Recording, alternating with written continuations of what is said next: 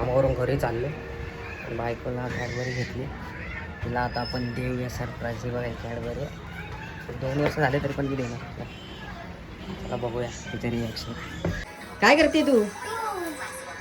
गाजर हलवा करते का काय?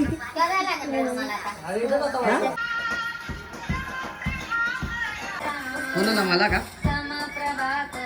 माझ्यासाठी का स्पेशल? कोणासाठी? झालं मला माहित होतं तुझ्यासाठीच तू बनवणार.